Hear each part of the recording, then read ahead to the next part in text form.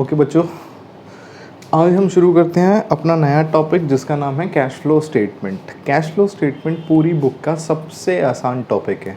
Exam में ये हमारे दोनों सब्जेक्ट्स में आता है।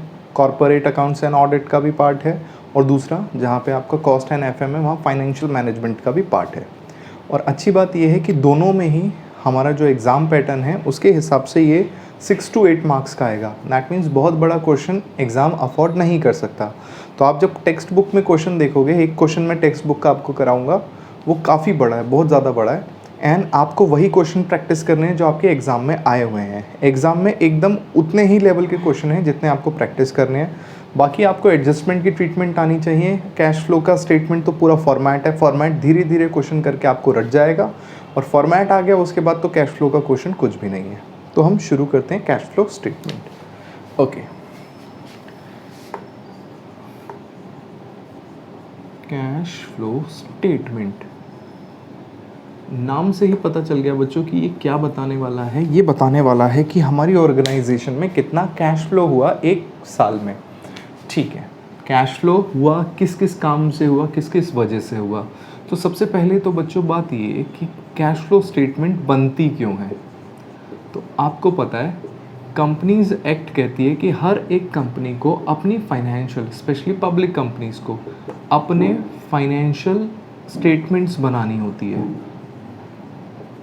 ठीक है, फाइनेंशियल स्टेटमेंट से पता चलता है कि भैया कैसा काम चल रहा है, क्या काम कर रही है कंपनी, एटसेट्रा। ओके, तो इन फाइनेंशियल स्टेटमेंट्स में हमारे पास क्या क्या चीज़ें आती हैं। सबसे पहली चीज़ आती है बच्चों हमारे पास स्टेटमेंट ऑफ बैलेंस शीट, जिसे हम नॉर्मली बैलेंस शीट बोल सकते हैं। दूसरा आता है हमारे पास statement of profit and loss, जिसे हम प्रॉफिट एंड लॉस अकाउंट बोल सकते हैं। एंड तीसरा आता है हमारे पास schedules to accounts, schedules to accounts मतलब जो इन दोनों की हेल्प के लिए बनाए रखे होते हैं यहाँ पे। और नेक्स्ट आ गया मेरे पास कैश फ्लो स्टेटमेंट। ठीक है, कैश फ्लो स्टेटमेंट एक बार उसमें देखो, उसमें ब्लैक मार्कर है क्या? शायद होगा, नहीं होगा तो इस ब्लैक मार्कर में इंक डाल दो, इसमें पन्नी में नहीं तो उसमें इंक फो करता है। ठीक है बच्चों, सो दैट मीन्स हम बना क्यों रहे हैं फाइनेंशियल स्टेटमेंट। किसने बोला फाइनेंशियल स्टेटमेंट बनाने को? याद रखना ये सिर्फ आप कॉर्पोरेट अकाउंट्स में पढ़ोगे। आपने ग्रुप 1 में फाइनेंशियल अकाउंट्स पढ़ी, वहाँ पे आपने पढ़ा नहीं पढ़ा? ओके, तो उसको करने की ज़रूरत नहीं पड़ेगी, हो जाएगा वैसे। ठीक है, अब ये तो हुई पहली बात। अब नेक्स्ट चीज़ ये कि हम कैश फ्लो में करते क्या हैं। तो बच्चों कैश फ्लो में हमें देखना है पैसा कहाँ से आ रहा है, कहाँ से जा रहा है, क्या उसका सोर्स है जहाँ से आ रहा है, या फिर जिस सोर्स के लिए, जिस चीज़ के लिए वो लग रहा है।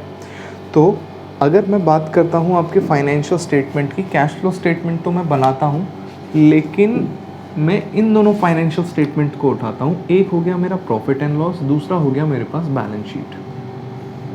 प्रॉफिट और लॉस में बच्चों यहाँ आते हैं मेरे पास एक्सपेंसेस, या तो छोड़ो उसका भी और ब्रेकअप करता हूँ। आपको ट्रेडिंग अकाउंट से आदत है, हम ट्रेडिंग अकाउंट से ही चलते हैं।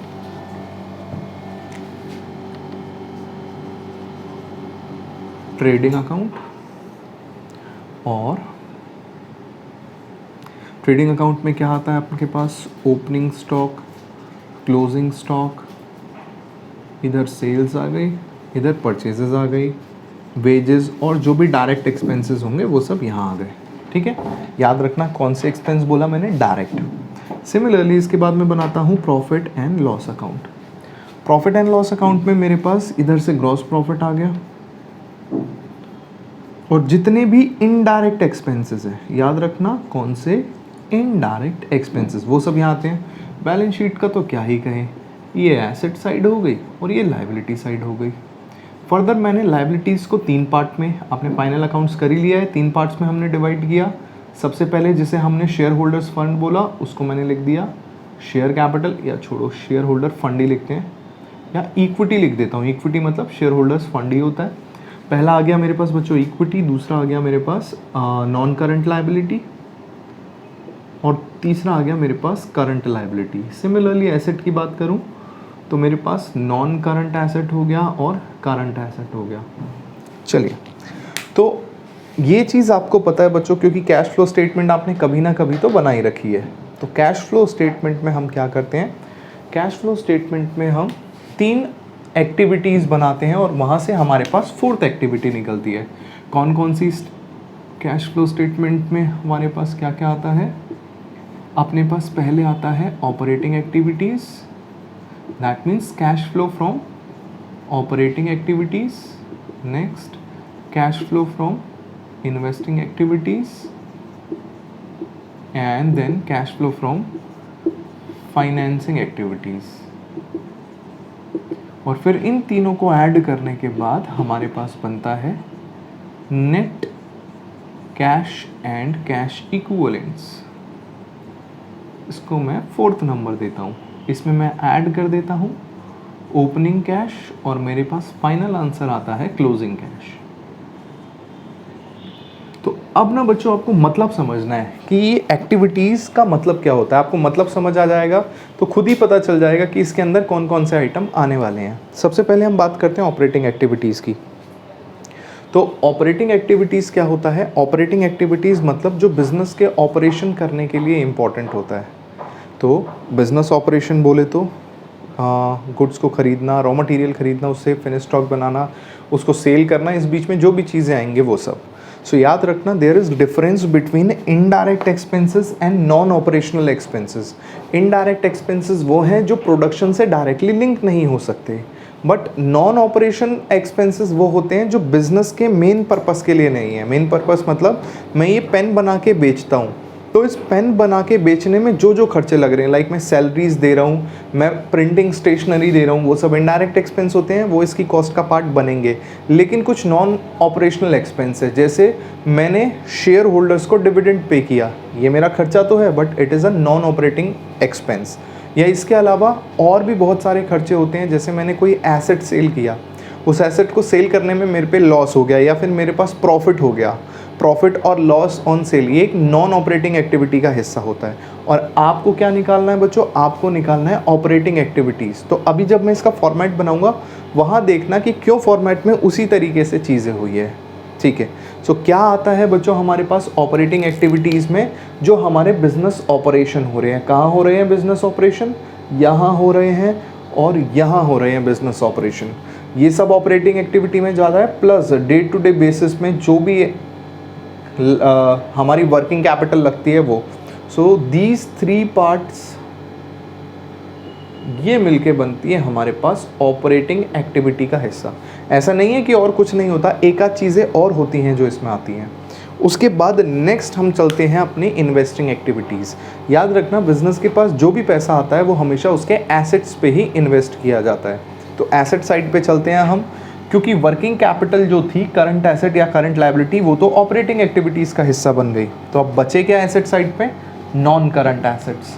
सो नॉन करंट एसेट्स जो होते हैं ये आते हैं आपके इन्वेस्टिंग एक्टिविटीज़ में, ठीक है। अब बचा क्या? अब बचा फाइनेंसिंग एक्टिविटीज़। फाइनेंसिंग एक्टिविटीज़ मतलब कि बिज़नेस के पास पैसा कहाँ से आ रहा है, और फ्री में तो पैसा आएगा नहीं, उसके बदले में कुछ पे करना पड़ेगा, इंटरेस्ट, डिविडेंड एट्सेट्रा। तो वो सारे जो बिज़नेस के पास अमाउंट आता है पैसा, वो सब आता है आइदर शेयर से या फिर लोन से, डिवेंचर से। तो ये मिलके बनते हैं हमारे पास फाइनेंसिंग एक्टिविटी के पार्ट। सो दैट मीन्स जो आपके नॉर्मल फाइनेंशियल्स है, your trading, your P&L and your balance sheet, यही टोटल सम अप होके आपकी कैश फ्लो स्टेटमेंट बनाते हैं, ठीक है। तो अब हम डीपली चलते हैं format of cash flow statement पे। मैं एक बार फॉर्मेट बना लेता हूँ और उसके बाद हम उसको डिस्कस करेंगे। आप भी साथ साथ फॉर्मेट मेरे बनाते रहो।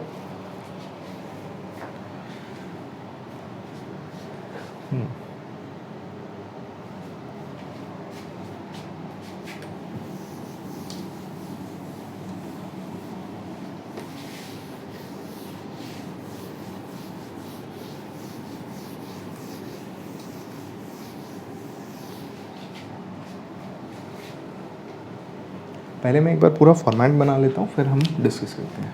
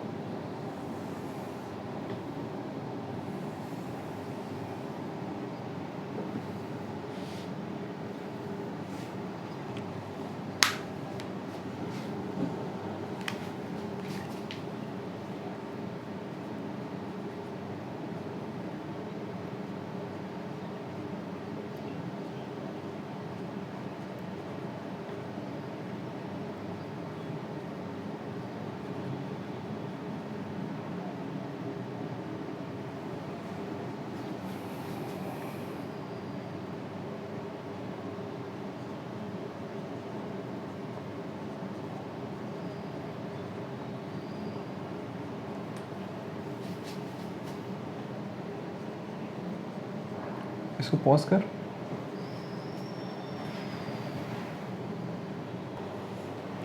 ओके बच्चों, तो यहाँ हमारा फॉर्मेट बन के तैयार हो गया।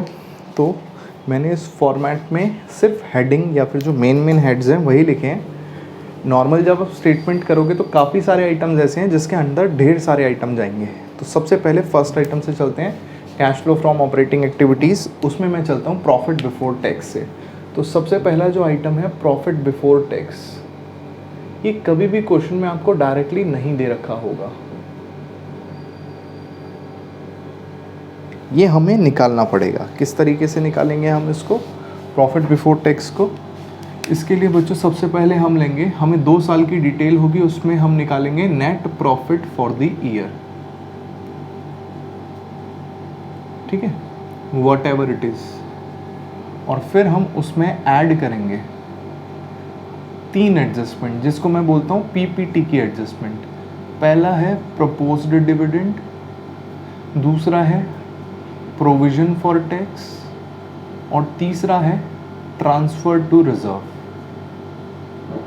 ठीक है, इन तीनों चीज़ों को मैं ऐड कर दूंगा, और इसको ऐड करने के बाद जो आइटम आएगा बच्चों, इसी को कहते हैं हम प्रॉफिट बिफोर टैक्स। एंड मेरे को कैश फ्लो स्टेटमेंट में फर्स्ट आइटम ही क्या डालना होता है, पीबीटी। बट सवाल ये होता है कि सर क्यों आपने इन तीनों को ऐड किया जब आपके पास नेट प्रॉफिट था प्रॉफिट बिफोर टैक्स बनाने के लिए?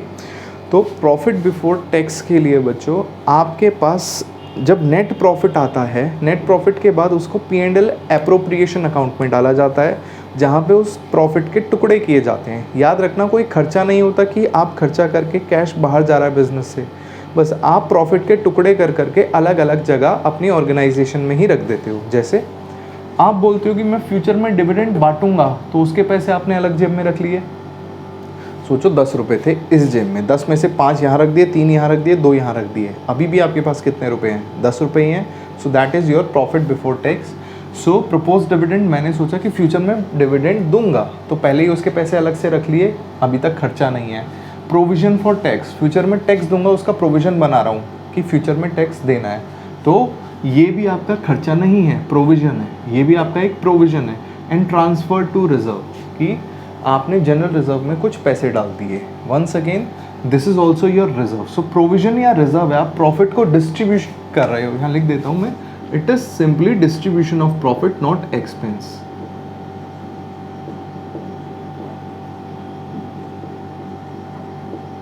ठीक है, सो पहली बात हो गई मेरे पास ये। दूसरी चीज़ है हमारे पास non operating items. Non operating items. अब बच्चों नॉन ऑपरेटिंग आइटम्स की बात करें तो यहाँ 2 चीज़ आएगी। वैसे यहाँ पे पहली जो हेडिंग होती है वो होती है non cash and non operating expenses. तो मैं नॉन कैश भी ले रहा हूँ इधर, non cash and non operating expenses. ठीक है, What are they? They are non-operating expenses. Similarly यहाँ पे हम लेते हैं non-operating incomes। याद रखना बच्चों, जब मैं प्रॉफिट एंड लॉस अकाउंट बनाता हूँ, आपने फॉर्मेट देखा होगा, प्रॉफिट एंड लॉस के क्रेडिट साइड पे लिख देते हो interest received, dividend received, rent received, जो भी रिसीव हुआ वो सब हम लिख देते हैं। सिमिलरली इंटरेस्ट पेड या डिविडेंड पेड है, आपका जो खर्चा है वो खर्चा एक नॉन ऑपरेशनल एक्सपेंस होता है। तो डिविडेंड की मैं बात नहीं करता क्योंकि वो एडजस्ट हो चुका है। मैं बात करता हूँ किसकी, मैं बात करता हूँ आपके लिए इंटरेस्ट की या loss on sale of asset की। तो ये जो खर्चे हुए हमारे पास, ये खर्चे होते हैं नॉन ऑपरेटिंग। नॉन ऑपरेटिंग मतलब जो बिजनेस की कोर एक्टिविटी लाइक पेन को बना के बेचना, इससे रिलेटेड नहीं थे। तो क्योंकि नहीं तो जो भी ये आइटम्स होंगे बच्चों, इनके रिवर्स इफेक्ट हमें लेने पड़ेंगे। कैसे इफेक्ट लेंगे हम इन दोनों के? Reverse effect. क्यों ले रहे हैं रिवर्स? एक छोटा सा एग्जांपल मैं ले लेता हूं। जैसे सबसे पहले डेप्रिसिएशन एक नॉन कैश एक्सपेंस है। सिमिलरली रिटर्न ऑफ इंटेंजिबल या fictitious asset,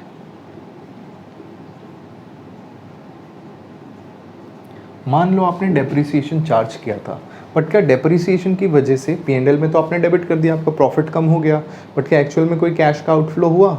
answer is no. सो जब कैश का आउटफ्लो हुआ ही नहीं तो आपने कैश कैसे कम कर दिया? क्योंकि आपने तो प्रॉफिट कम किया है, और मैं तो यहाँ पे प्रॉफिट को लेके आया हूँ, तो ये भी कम हो रखा है। तो सबसे पहले मैं डेप्रिसिएशन को ऐड बैक कर दूंगा।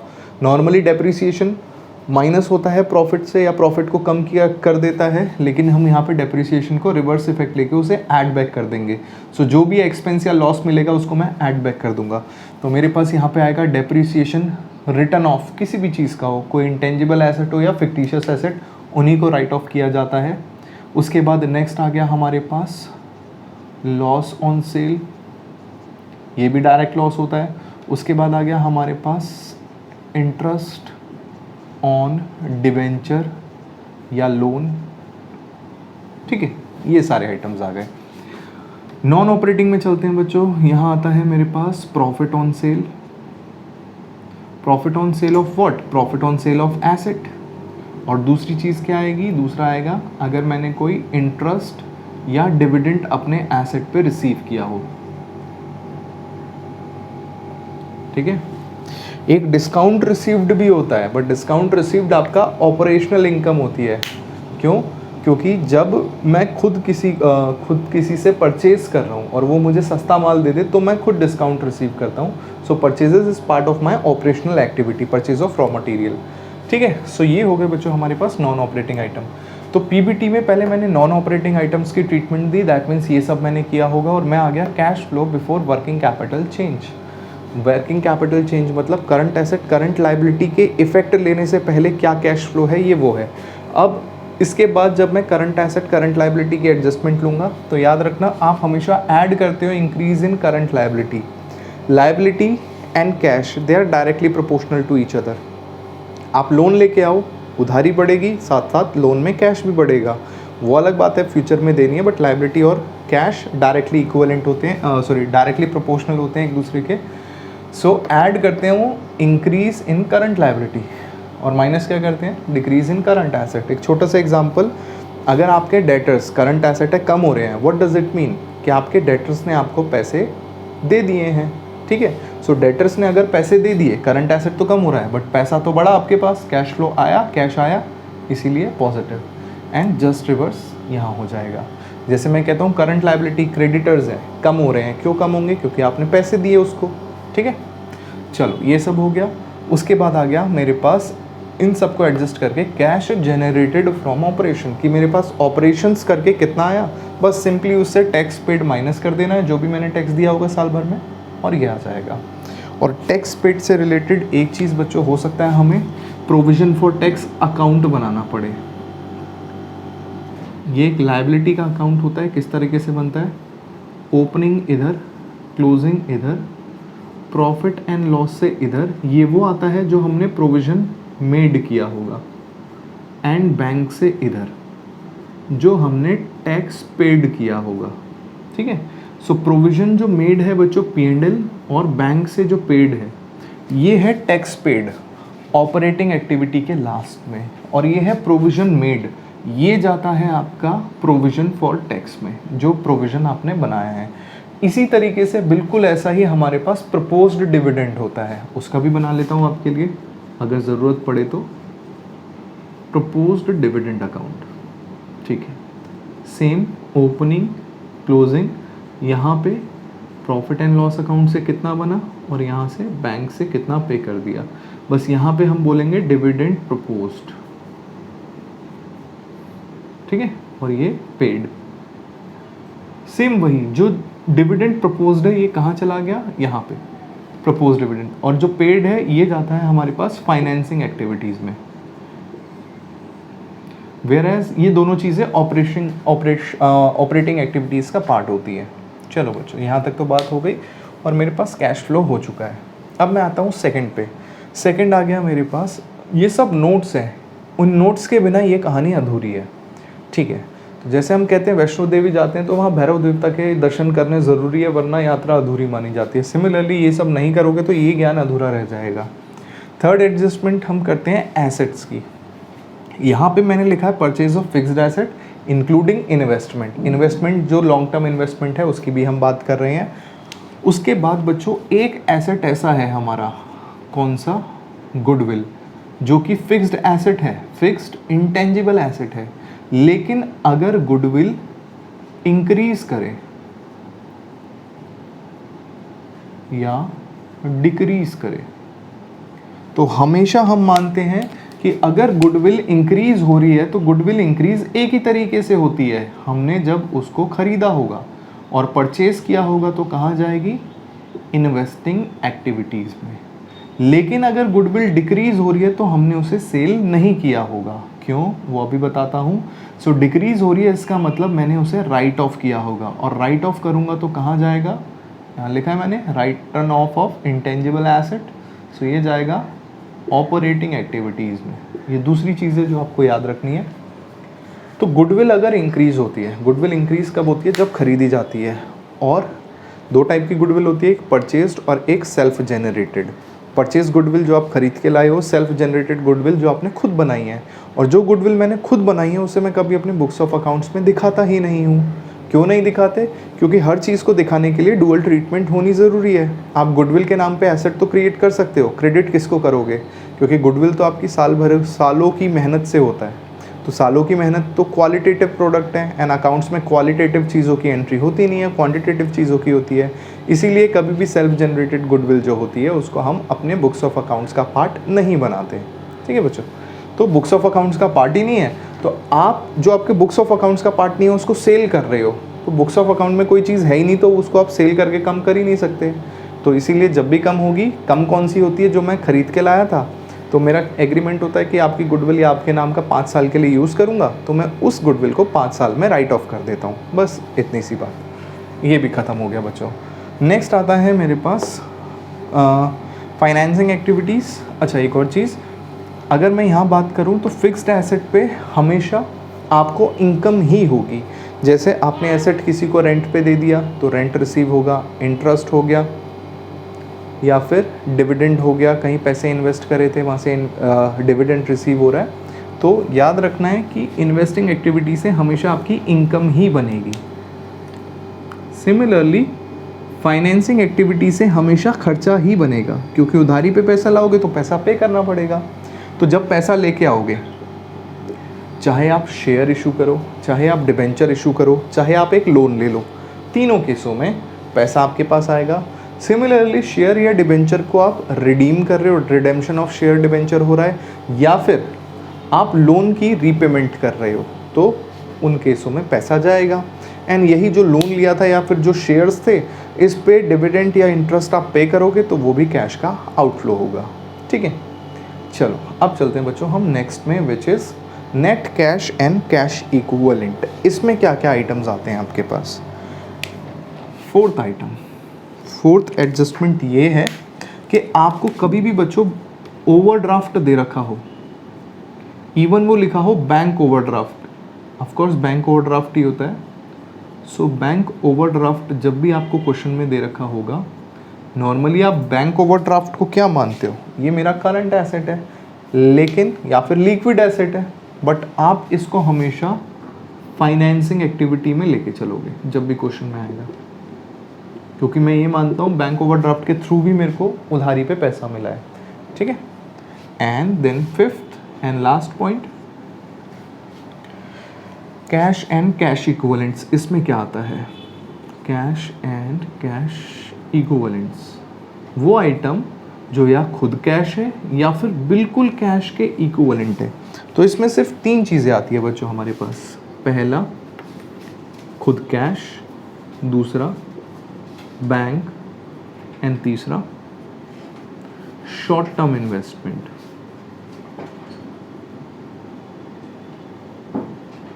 शॉर्ट टर्म इन्वेस्टमेंट, इनको मैं बोल सकता हूं इट इज मार्केटेबल सिक्योरिटीज।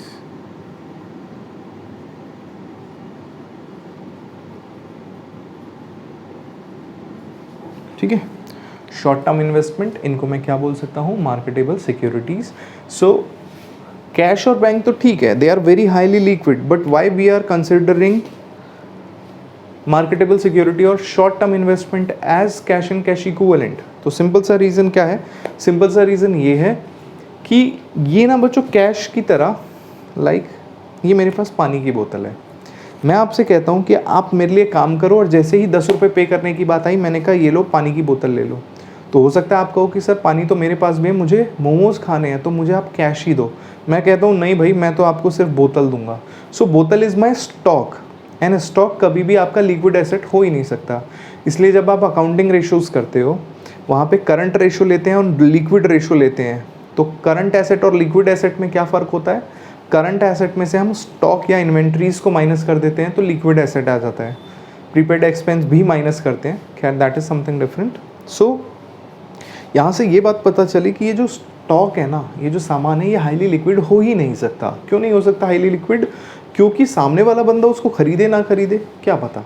लेकिन मैं आपसे कहता हूँ आप मुझे आज 10 रुपये दो, मैं आपको कल 10 रुपये दूंगा। आप कहोगे ठीक है कैश मिल रहा है, नो प्रॉब्लम। बट अगर मैं आपसे कहूँ कि आप मुझे 10 रुपये दो और फ्यूचर में मैं आपको 10.5 रुपये दूंगा, तो क्या आप इसको एक्सेप्ट करोगे या नहीं करोगे?